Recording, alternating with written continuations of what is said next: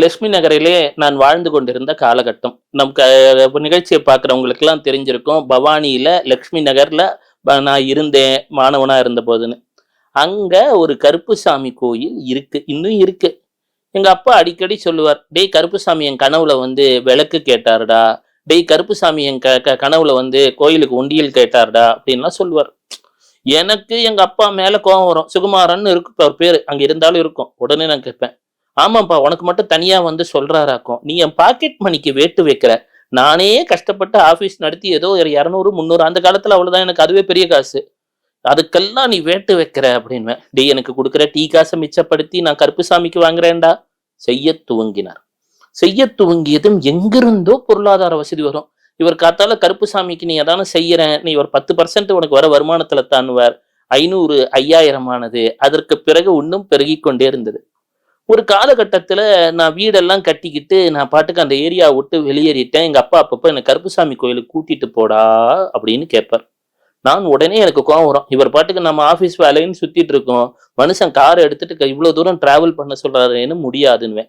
நெறைய பேர் என்ன நினைச்சிட்டு இருக்கீங்க, கருப்புசாமின்னா ஒரு குறிப்பிட்ட மக்கள் மட்டும் தான் கும்பிடணும். நாம ரொம்ப அப்படியே வந்து அப்படின்லாம் கற்பனை பண்றீங்க. எல்லாருக்கும் பொதுவானவர் கருப்புசாமி. சிவபெருமான் தானே எல்லாருக்கும் பொதுவானவர் தான். உங்களுக்கும் எனக்கும். எல்லாரும் கருப்புசாமிய தைரியமா கும்பிடலாம். ஒண்ணும் பயப்பட தேவையில்ல. சிலர்லாம் கருப்புசாமின்னா அச்சப்படுறீங்க. அது மாரி ஒண்ணும் கிடையாது. இயல்பாகவே ஒரு தந்தையாக நம்ம அப்ரோச் பண்ணிட்டோம்னா, அவர மாரி வாரி குடுக்கிறது இவர் யாருமே கிடையாது. எனினும் நான் ஒரு சோம்பேறித்தனத்துல விட்டுட்டேன். ஒரு காலகட்டத்திலே என் குருநாதர் இருந்தார். அவர் கூப்பிட்டு சொன்னார், "ஆமாம்பா, நீ ஏதோ கருப்புசாமிக்கு உங்க அப்பா செஞ்சுட்டு இருந்து நீ செய்யாம விட்டுட்டியா ஆனந்தானார்." "இல்லைங்க எனக்கு அலுவல் வேலை. நான் பாட்டுக்கு வரணும். காத்தால ஈரோட்டுக்கு வரேன், ஆபீஸ் போறேன். எனக்கு முடியல சாமி. எங்க அப்பா வேற." "இல்ல, இப்ப கருப்புசாமியோட மகிமையை சொல்கிறேன்" என்று சொன்னார். "ஆமா சொல்லுங்க சாமின்னேன்." "ராமாவதாரம் கேள்விப்பட்டிருக்கிறாயா?" "ஆமாங்க. ராம ராம ராமேத்தி ரமே ராமே மனோரமே சஹஸ்ரநாம தந்துல்யம் ராமநாம வராணனேன்னு அடிக்கடி சொல்வேனே." "ஆமா, அதுல ஸ்ரீ சேர்க்க விட்டு மறந்துட்ட பாத்தியா?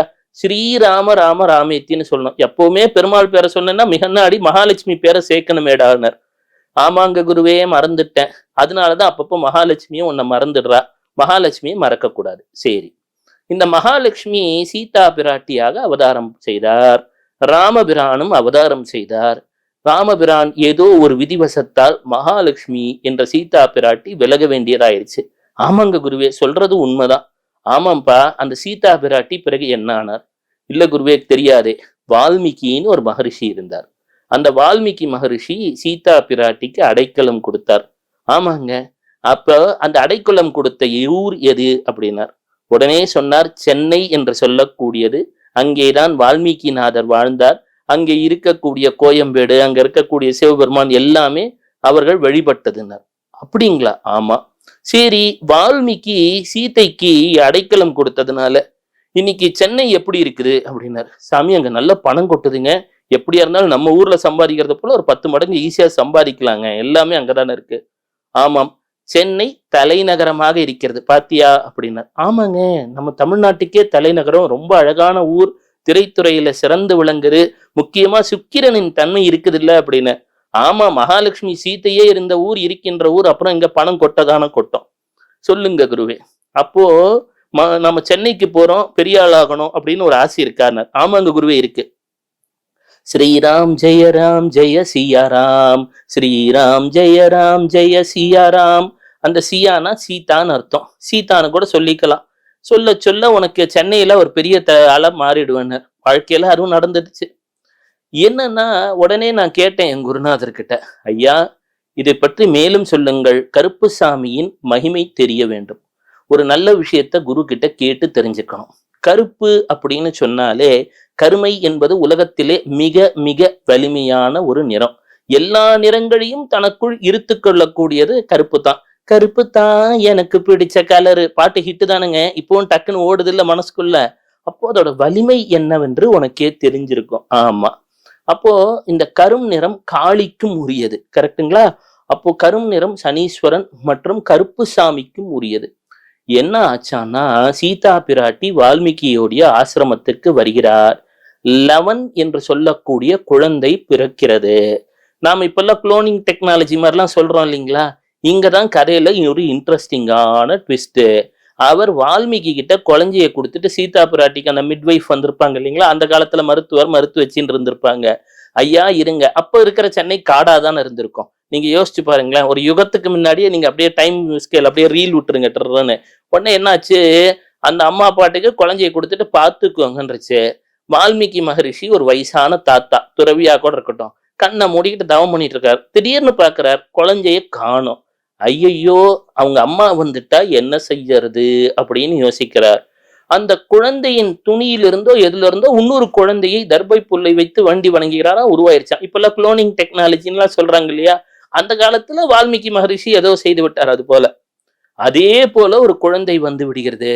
சீதா மாதாவிற்கு சற்று அந்த மயக்கம் எல்லாம் தெளிஞ்சு வரும்போது எங்க குழந்தைன்னா 2 குழந்தை வந்துருது. அந்த இன்னொரு குழந்தைய கொஞ்சம் தானே கூட்டிட்டு போயிருக்காங்க காட்டுக்குள்ள இன்னொரு தாய்மார்கள். என்னடா செய்யறது, 2 பேரும் ஒரே மாதிரி இருக்காங்களே. அப்போ நாம இந்த சினிமால எல்லாம் பார்ப்போம் தெரியுங்களா, ஒரு குளோனிங் உண்டாயிரும், இன்னொரு குளோனிங் இருக்கும், இந்த குளோனிங் அந்த வேலையை செய்யும். அந்த காலத்திலேயே இந்த குழப்பமெல்லாம் வந்துருச்சு.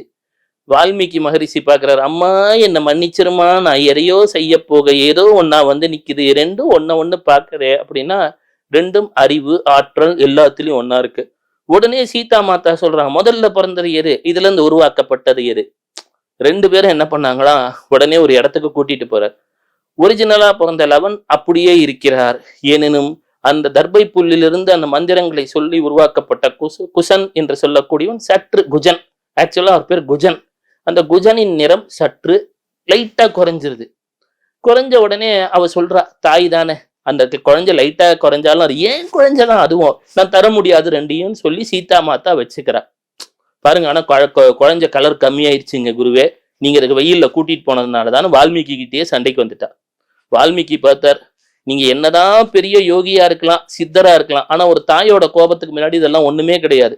நீங்க யோசிச்சு பாருங்களேன், ஒரு தாய் பறவை இருக்கு, நீங்க பெரிய சாமியாரெல்லாம் இருக்கலாம், அந்த தாய் பறவைக்கு அந்த குழந்தை மேல தன்னோட குருவி மேல ஒரு பாசம் இருக்கும்ல, அது உங்க தவத்துக்கு முன்னாடி ஒண்ணுமே கிடையாது. உடனே இவர் கேட்டார், இத்தனை நாள் நான் செய்த பூஜா பலன்கள் அனைத்தும் இந்த குஜனிடம் சேரட்டும் அப்படின்னு ஆசீர்வாதம் பண்ணிட்டார்.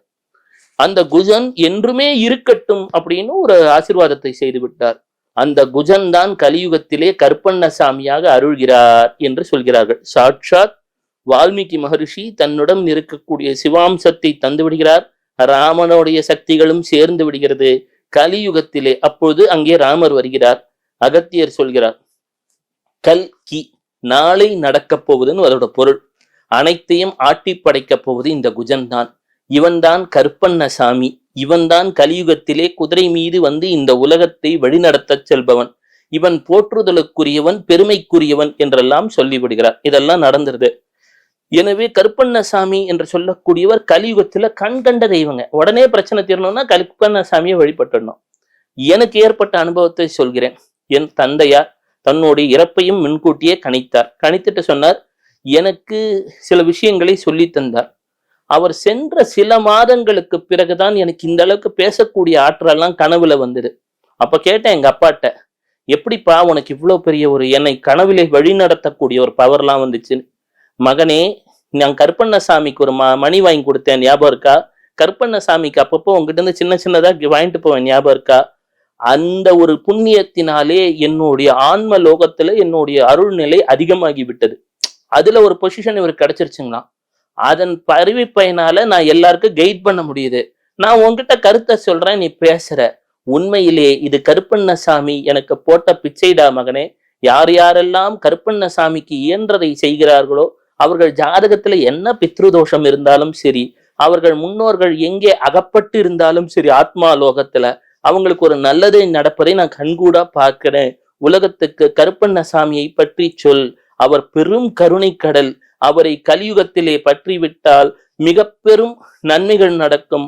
ஐயனாரால் நியமிக்கப்பட்ட 21 சக்தி வடிவங்களில் அவர் ஒருவர். அவரது பாதத்தை பணிய சொல் என்று சொன்னார். சிவ சிவ, இப்போ சொல்லிட்டேன், இனி உங்களுக்கு நல்லதுதான் நடக்க போகுது.